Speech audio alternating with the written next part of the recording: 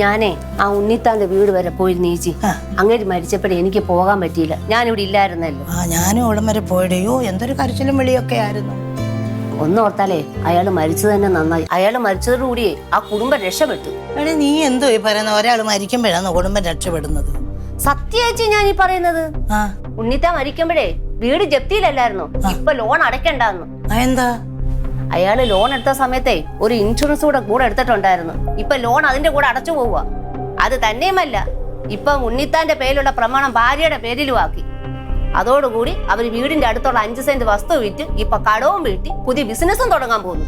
എന്തൊക്കെ പറഞ്ഞാലും ഉണ്ണിത്താന് പകരമാവത്തില്ലല്ലോ. ചേച്ചി, രവീന്ദ്രൻ ചേട്ടൻ വീടിന്റെ മുകളിൽ നിന്ന് വീണപ്പോഴേ അറബി വല്ല പൈസയും കൊടുത്തായിരുന്നു. ഒരു കുറച്ച് പൈസയൊക്കെ തന്ന് അത് ചികിത്സയ്ക്ക് അങ്ങ് ചെലവായി പോയില്ലേ? ലോൺ അടയ്ക്കുന്നുണ്ടോ? എല്ലാം അറിഞ്ഞിരുന്നോണ്ട് അവൾ എന്നോട് ചോദിക്കുവോ എവിടെ നിന്നെടുത്ത് അടയ്ക്കാനാടി?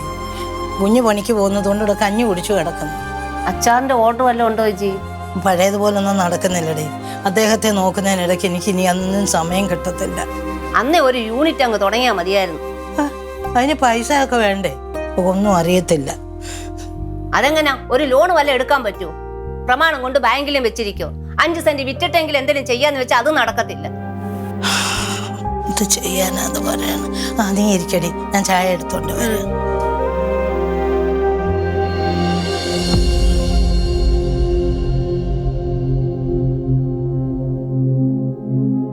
ഉണ്ണിത്താൻ മരിക്കുമ്പോഴേ വീട് ജപ്തിയിലല്ലായിരുന്നു, ഇപ്പൊ ലോൺ അടയ്ക്കണ്ടാന്ന്.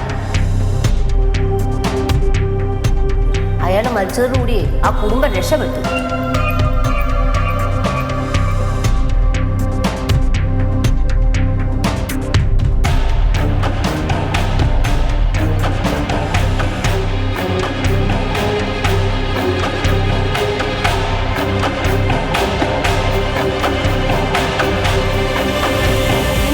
ആലോചിച്ചോണ്ടിരിക്കുന്നേ ഈ ചായ മൊത്തം തളച്ചു പോയത് കണ്ട?